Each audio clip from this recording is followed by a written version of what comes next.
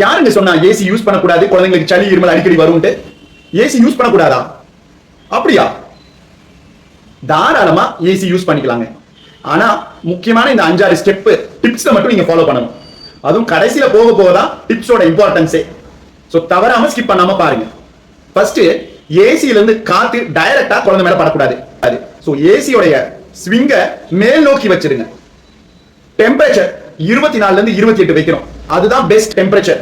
குழந்தைங்களுக்கும் சரி பெரியவங்களுக்கும் சளி இருமலே வராது. ஒரு கம்ஃபர்டபிளான ஸ்லீப் குழந்தைக்கு இருக்கும். காட்டன் க்ளோத்ஸ் முடிஞ்ச அளவுக்கு வியர் பண்ணிக்க சொல்லுங்க. ஃபுல்லா கவர் பண்ணிக்கோங்க பேபிஸ். ஏன்னா babies bedsheet, rug, bed spread எதுவுமே போத்திக்க மாட்டாங்க. ஃப்ரீயா படுக்கணும்னு நினைப்பாங்க. சோ முடிஞ்சதுன்னா ஃபுல்லா கவர் பண்ணி குழந்தைய படுக்க வைங்க. ஹைட்ரேஷன் ரொம்ப முக்கியம். சில நேரங்கள்ல ஏசி யூஸ் பண்ணும்போது நாம டீஹைட்ரேட் ஆகிறதுக்கு வாய்ப்பு இருக்கு. சோ பகல் பொழுதுல நிறைய தண்ணி குடிக்கிறதும் தாய்ப்பால் கண்டினியூ பண்றதும் ரொம்ப முக்கியம். இப்பதாங்க முக்கியமான ஸ்டெப். ஏசில இருக்கும்போது நிறைய பேருக்கு மூக்கு அடைக்கும். ஏன்னா ஏசி காத்து வந்து கூலாவும் ட்ரையாவும் வரும். சோ அப்ப வசதி வாய்ப்பு இருந்ததுன்னா ஒரு ஹியூமிடிஃபையர் வாங்கி வச்சுக்கிறது எவ்வளவோ நல்லது. அது இல்லைன்னா ஒன்னும் பிரச்சனை இல்லை. ஒரு வெசல், ஒரு பாத்திரத்துல எடுத்து தண்ணியை ஃபில் பண்ணிட்டு ஓபனா வச்சு அந்த ரூம்ல வச்சிருங்க. அது ஹியூமிடிஃபையரோட வேலையை பண்ணும்.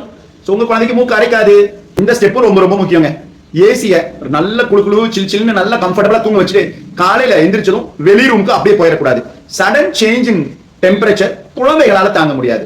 அப்ப என்ன பண்ணலாம்? ஒரு அரை மணி நேரம் 1 மணி நேரம் ஏசியை ஸ்விட்ச் ஆஃப் பண்ணிட்டு அதே ரூம்ல குழந்தைய மெயின்டைன் பண்ணிட்டு அதுக்கப்புறம் கொண்டு போய்க்கலாம் வெளியில. இதுதான் இருக்கிறதுலே மிக முக்கியமானது. ஏசியை ரெகுலரா சர்வீஸ் பண்ணணும், இல்லாட்டி கிளீன் பண்ணணும். ஏன்னா அது மூலம் இன்ஃபெக்ஷன் வரும்.